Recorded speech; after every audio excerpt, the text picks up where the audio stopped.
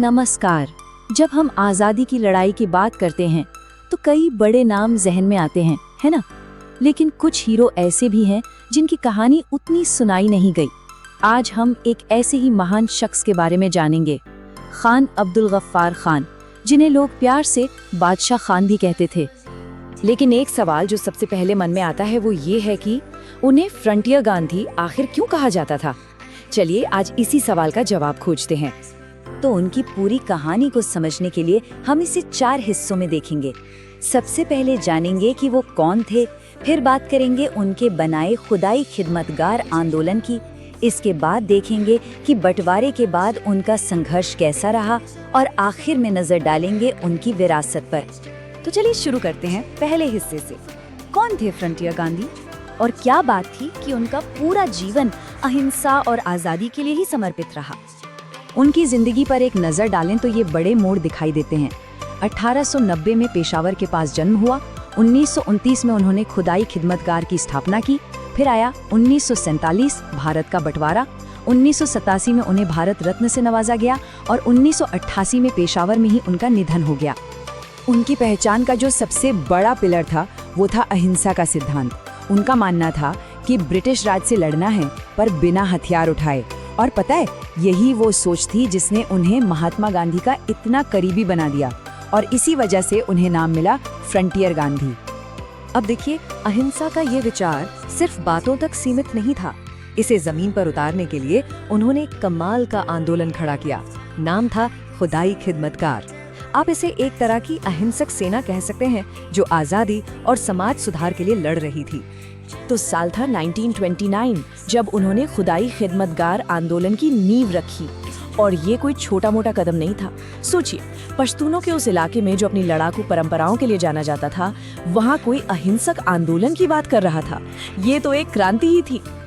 और इस आंदोलन का नाम, उसका मतलब भी बहुत गहरा था।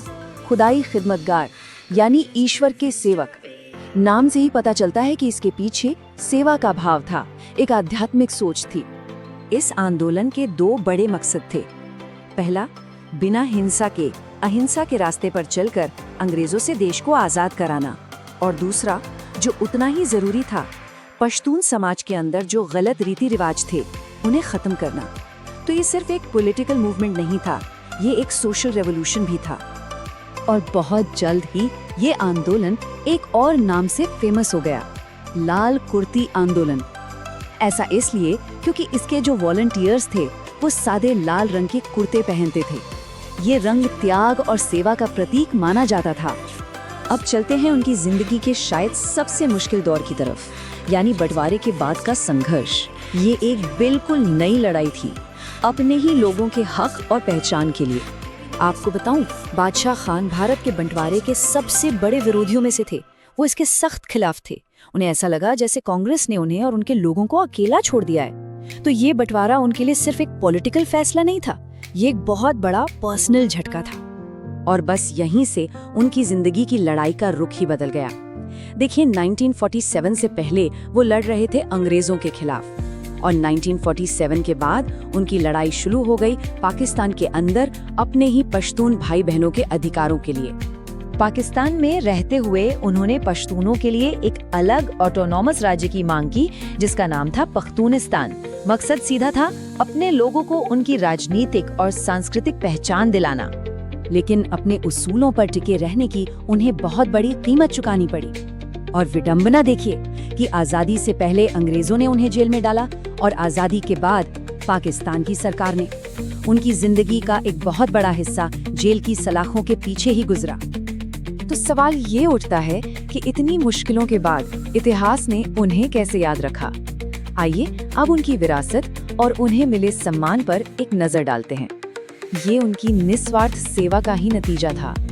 इतने संघर्षों के बाद भी एक देश था जो उन्हें कभी नहीं भूला, भारत। और फिर साल आया 1987 जब उन्हें भारत के सबसे बड़े नागरिक सम्मान भारत रत्न से नवाजा गया।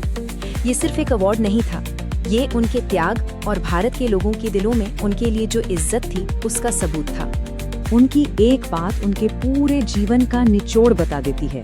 वो कहते थे, मेरा धर्म सत्य, प्रेम और ईश्वर और इंसानियत की सेवा है। अहिंसा और बिना किसी स्वार्थ के सेवा की उनकी ये विरासत आज भी हम सबके लिए एक प्रेरणा है।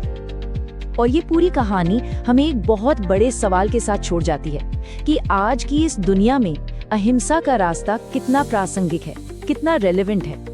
खान अब्दुल गफ्फार खान की जिंदगी हमें इस सवाल पर गहराई से सोचने पर मजबूर